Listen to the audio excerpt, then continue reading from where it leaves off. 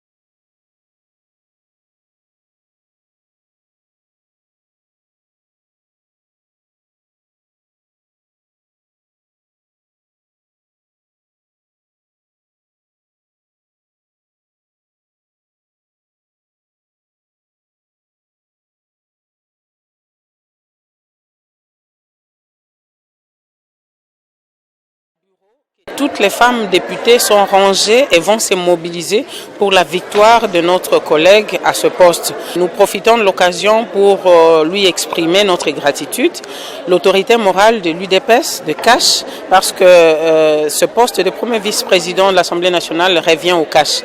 C'est un honneur que le président, l'autorité morale de CASH nous a fait de choisir parmi les 16 candidatures qui étaient déposées sur sa table, de choisir une femme. Je ne veux pas ici croire que le Conseil d'État va aller à l'encontre de la grande majorité des députés qui ont voté pour la déchéance du premier vice-président.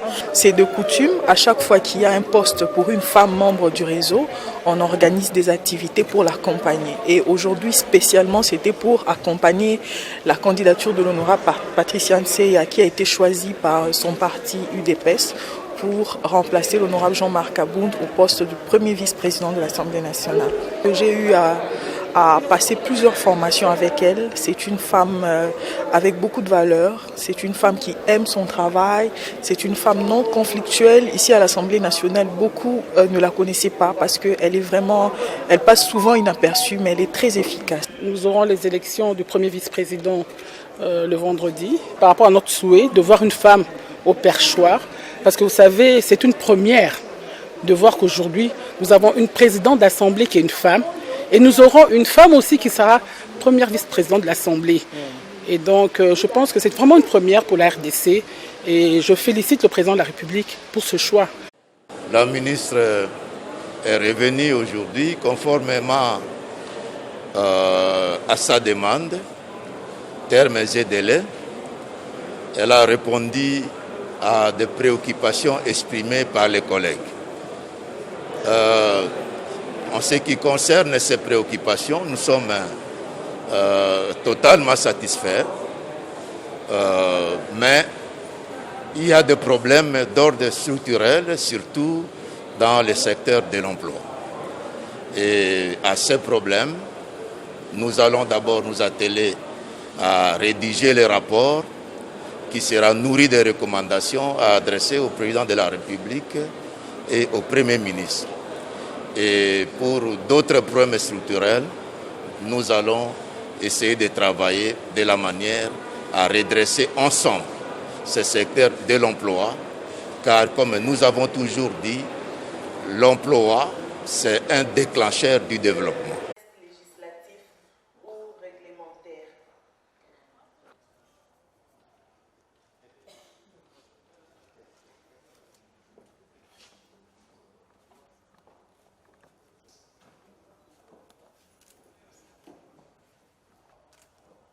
Travail et prévoyance sociale.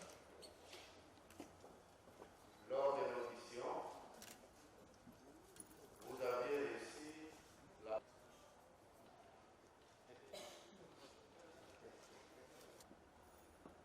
Concernant à votre demande et à l'avis de la prévenue pour rencontrer ces différents... Madame la ministre d'État.